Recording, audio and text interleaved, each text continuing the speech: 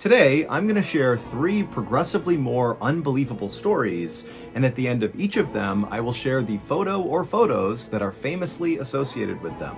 But before we get into those stories, if you're a fan of the strange, dark, and mysterious delivered in story format, then you've come to the right place because that's all we do, and we upload once a week. So, if that's of interest to you, please give the like button a 1,000-piece jigsaw puzzle for their birthday, but before you hand it over, make sure you secretly remove one of the pieces. Also, please subscribe to our channel and turn on all notifications so you don't miss any of our weekly uploads. Okay, let's get into today's stories.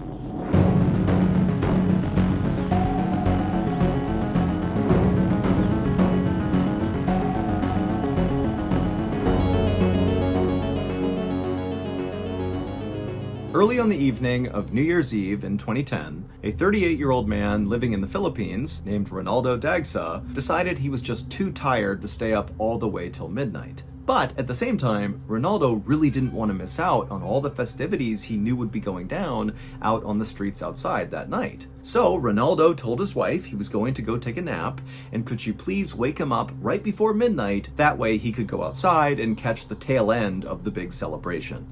And so his wife said that was fine, and just a couple of minutes later, Ronaldo was in his bedroom, in his bed, passed out. Ronaldo was a politician, and he was beloved in the Philippines because he was one of the very few politicians who was not afraid to arrest and prosecute gang members. In the Philippines, gang violence is a big issue, and really, Ronaldo was one of very few people doing anything about it. About 10 minutes before midnight, Ronaldo's wife went into the bedroom and woke Ronaldo up. And Ronaldo, even though he was really tired, he was so excited to get to go outside that he jumped out of bed, and he made his way into the kitchen, and he grabbed his camera, and then he called for his wife, his daughter, and his mother-in-law, who were the only people still awake in his family at this point, to come with him. And so they would agree, and they would come with Ronaldo. He would go outside, and as soon as he opened the door, it was like everything he hoped it would be. There were people everywhere, all along these busy streets. There were firecrackers being shot up into the sky. People were laughing and cheering and celebrating. And so Ronaldo was really excited, and what he really wanted to do was capture a picture of his family right as the clock struck midnight, kind of commemorating New Year's Eve. And so Ronaldo led his family to a part of the sidewalk that wasn't very crowded, and he positioned his family, so his daughter and his wife and his mother-in-law, in a position that he was happy with, and kind of made sure the picture was in frame. And then he kept checking his watch, waiting for midnight, and then right as it was about to strike midnight, he raised up his camera and he aimed it at his daughter, his wife, and his mother-in-law, and he took a picture. And here is the picture that Ronaldo took. In the foreground, you can see Ronaldo's daughter on the left leaning up against the car, and then next to her is Ronaldo's wife, and then next to Ronaldo's wife is Ronaldo's mother-in-law. And all 3 women are smiling as this moment in time is captured on film. But what Ronaldo also captured on film were 2 men who he didn't know standing right behind his family. The man on the right is not looking at Ronaldo. Instead, he's looking out to the road near them and kind of staring at the festivities. He looks concerned. And then on the left is the other man who's clearly holding a gun that is aimed directly at Ronaldo. These 2 men were assassins who had been sent to kill Ronaldo. And Ronaldo took a picture at the exact moment that he was assassinated.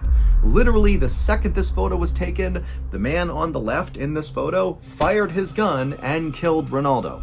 This photograph would be used by police to track down and arrest Ronaldo's killers. Police believe that Ronaldo was targeted because he was so anti-gang, that very likely a gang hired hitmen to kill him. Thank you to BetterHelp for sponsoring today's video. Back in 2017, when I had just left the military, I was a mental train wreck. I was totally irritable for really no reason, and I basically couldn't stand to be around anyone, even my family and friends, and I didn't know why. Now, to other people who were watching me, it might have been obvious that I was struggling with my mental health, but I didn't see that. I thought it was just a rough patch, and I would just magically get through it and go back to normal at some point. But I didn't. At least not until I took my family and friends' advice and went and spoke to a therapist. And I'm glad I did, because my therapist was able to show me that the reason I was feeling the way I was and acting the way I was because I was depressed primarily because I had lost my military identity, something I had had for 7 years up until that point. Now, as soon as I got this diagnosis, I was a bit shocked, but at the same time, it did make a lot of sense. And more importantly, once I kind of accepted that I was depressed, I was able to actually work with my therapist to get better. And eventually, I did.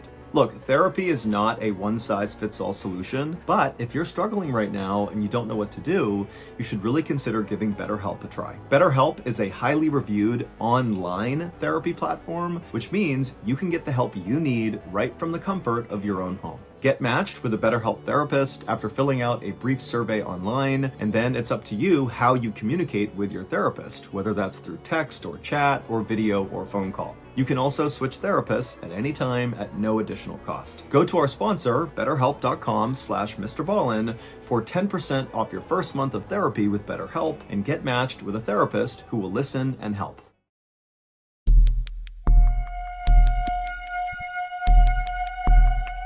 On a Friday afternoon in late August of 2008, a homicide detective in Los Angeles, California, named Kevin Lloyd, grabbed a cup of coffee from the break room and then made his way to his office, and he sat down at his desk.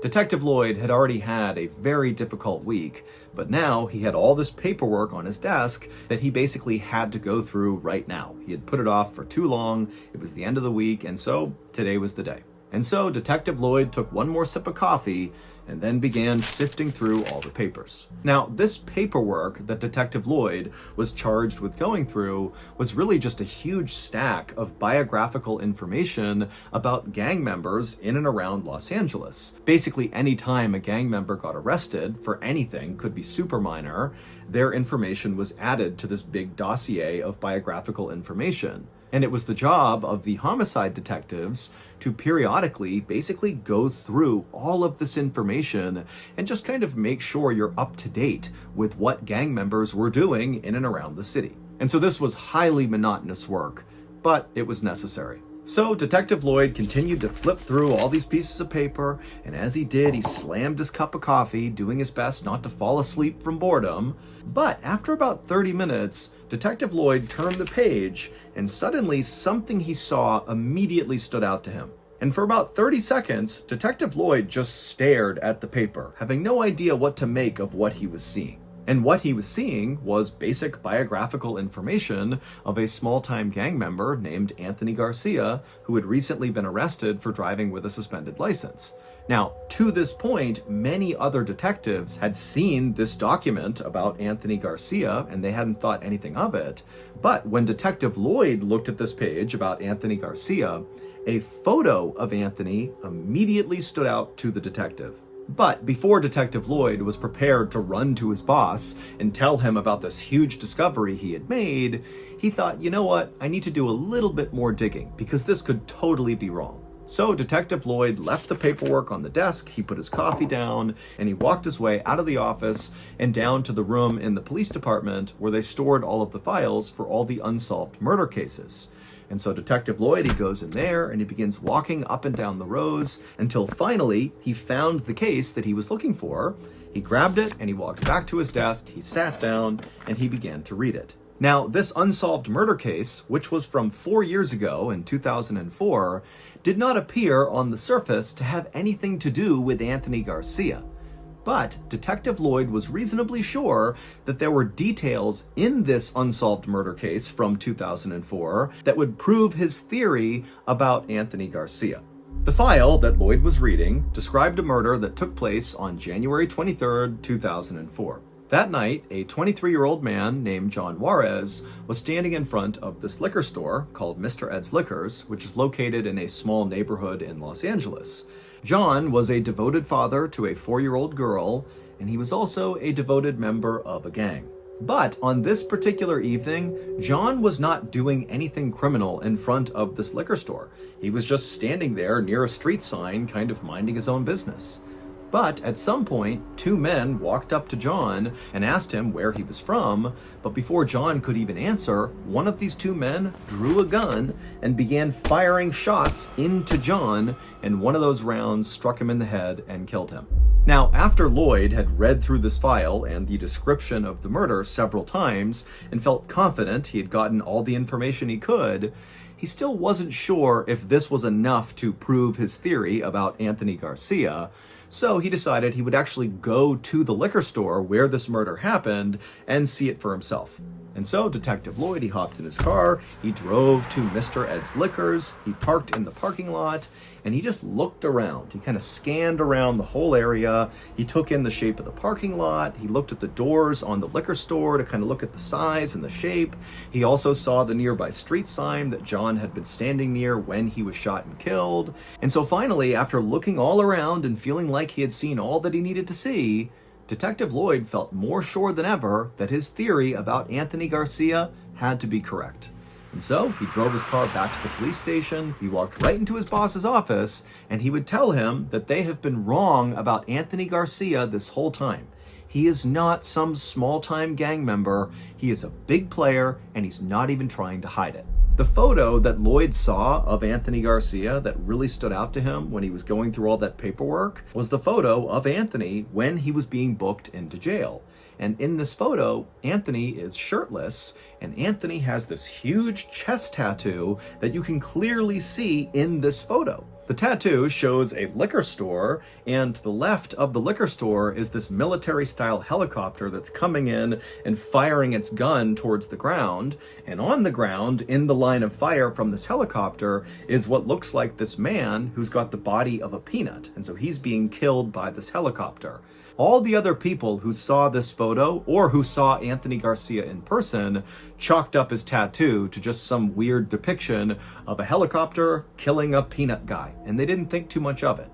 But Detective Lloyd had actually been to the crime scene in '04 when John Juarez had been murdered, and so he had seen the layout of the crime scene, and then he's looking at this photo of Anthony Garcia's chest tattoo, and he realizes it is the same depiction of the crime scene. Anthony Garcia, his nickname was Chopper, which is often a slang term for a helicopter, and John Juarez, who was murdered in '04, he was a member of a gang called Pico Nuevo, and Anthony Garcia and the gang he was involved in, which was not Pico Nuevo, they used to make fun of people like John for being affiliated with that gang by calling them peanuts, meaning the helicopter in the tattoo represented Anthony Garcia, and the peanut guy was John Juarez. So this tattoo is literally like a confession that Anthony Garcia was the guy who shot and killed John Juarez. And there were other details in this tattoo as well that made it even more clear that this really was like a confession. I mean, just the angle of the peanut guy's body, so John Juarez's body in the tattoo, was the same angle as he was found in real life. And also the decorations on the liquor store in the tattoo lined up with the decorations that were on Mr. Ed's liquor store when John Juarez was murdered in '04. So really, Anthony Garcia sealed his fate by tattooing that to his chest. Ultimately, Anthony's tattoo would be used to convict him of John Juarez's murder, and Anthony would be sentenced to 65 years to life in prison.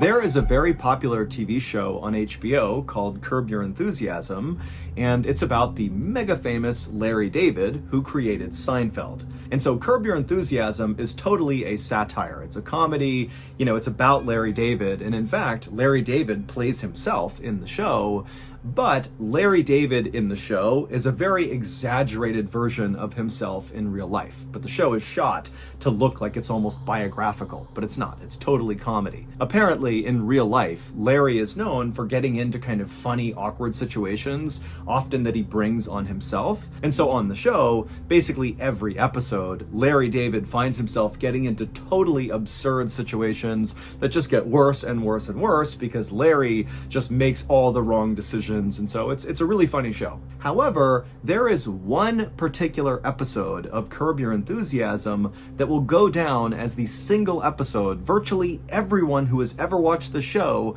will remember, and it's not because it was funny. It's because this particular episode had massive ripple effects that nobody from Larry David to writers to producers, anybody involved with this production, could have predicted. The episode in question is called The Carpool Lane, and in this episode, Larry David, the character, is late to a baseball game at Dodger Stadium. And so he's stuck in traffic and he's totally upset. And then he has this idea that if he picks up this prostitute who's right outside his car, that if she gets in the car with him, he'll now have 2 passengers in the car and therefore will be eligible to use the carpool lane that nobody else was using in this traffic jam, and that would allow him to get to Dodger Stadium faster.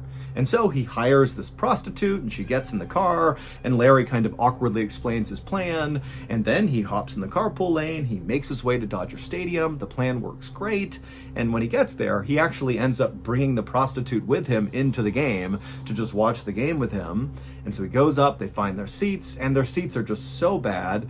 But as they're sitting there and Larry's totally upset about how bad his seats are, Larry happens to see one of his friends who's also at this Dodgers game, and Larry can tell, his friend has great seats. And so the rest of the episode is basically Larry going down and trying to convince his friend to give up his seats for Larry and his prostitute to watch the game. And his friend just continuously says no. And so really that's the gist of the episode, and you can see how it kind of gets more and more ridiculous and it gets really funny, but I mean, it's pretty typical writing for this show. This was not like a special show in any way. It was just kind of par for the course, Curb Your Enthusiasm. That is, until a lawyer named Todd Melnick heard about it. In the fall of 2003, this lawyer, Todd Melnick, called HBO and said he needed to see the raw footage from the episode they shot called A Carpool Lane. A producer at HBO named Tim Gibbons is the one who answered this call, and his first reaction was, we can't let you see this footage because this episode hasn't even aired yet, and so you're going to have to wait the couple of months until this episode comes out if you want to see this footage. But Tim quickly noticed that Todd Melnick, the lawyer, was not about to give up this easily. He was adamant that he had to see this footage right now.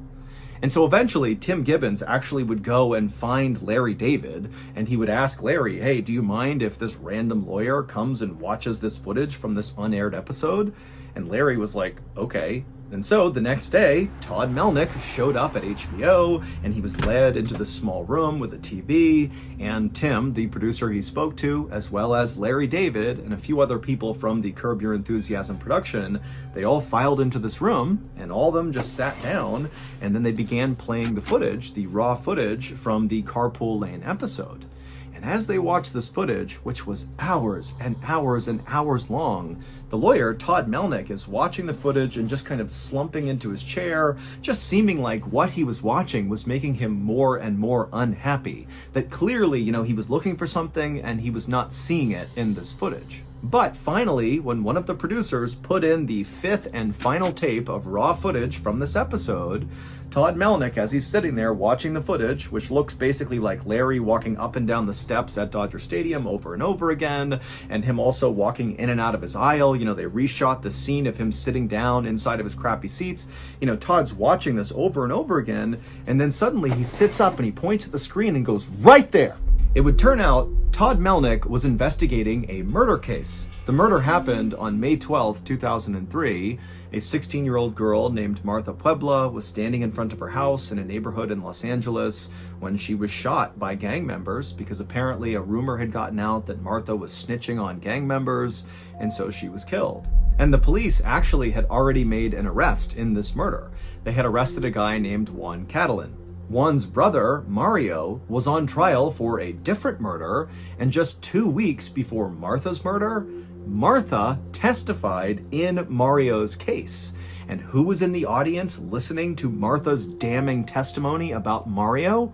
Well, Mario's brother, Juan. And so prosecutors believed this was the motive for Juan to kill Martha. Also, there was an eyewitness to Martha's murder, and the sketch artist who worked with this eyewitness came up with a composite sketch of Martha's killer that looked exactly like Juan. And so now Juan was potentially facing the death penalty if he was found guilty.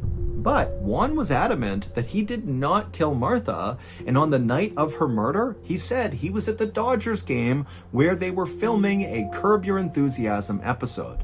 But nobody believed him except for his lawyer, Todd Melnick, who called HBO, got access to all that unseen footage from the episode, and after watching for hours and hours and hours, finally that fifth tape goes in, and sure enough, Todd Melnick watched as his client, Juan Catalan, strolled right into frame and sat down with his daughter.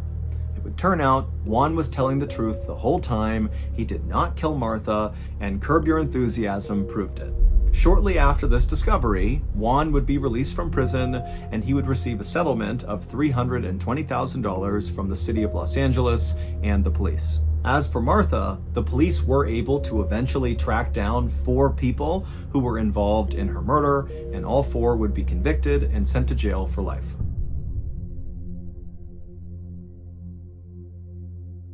There is a road in Detroit, Michigan called Knock Knock Road that is quite possibly one of the scariest places in all of America. As the story goes, there was this little girl who was biking on Knock Knock Road and she was struck by a car. Now, the driver sped off and did not help the girl, and the driver was never caught, but the little girl, she would eventually pass away from her injuries. And since that tragedy, motorists on Knock Knock Road have constantly reported seeing glimpses of a little girl lurking around this road, often at night. But those are nothing compared to what happened to this married couple. One night, a man and his wife were coming home from dinner and they were driving on Knock Knock Road when suddenly from outside the car they heard this high-pitched scream. And so reflexively, the man who was driving slammed on the brakes, and then he and his wife looked out the window to see where the scream was coming from. Now at first they didn't see anything, but then right in front of them they saw a quick glimpse of a little girl who then vanished. Then, from behind them, they began to hear a knocking on their back windshield. And so the man and the wife, they looked at each other and then slowly turned around to see what was there. To hear what they saw and to hear the rest of this story, check out The Little Girl on Knock Knock Road, which is the newest episode on our new Ballen Studios podcast called Run Fool. New episodes of Run Fool drop every Tuesday, and you can find Run Fool on any podcast platform. So go check them out and listen to The Little Girl on Knock Knock Road. So that's going to do it. If you enjoyed today's stories, be sure to check out our podcast called the MrBallen Podcast, where we have hundreds more stories, a lot like the ones you heard today, but many of those stories are only available on the podcast. Again, it's called the MrBallen Podcast, and it's available on Amazon Music. Wait, hold on a minute. If you enjoyed this episode of Disturbing Photos, then I know you're going to love this other episode of Disturbing Photos. It's the same series. Check it out.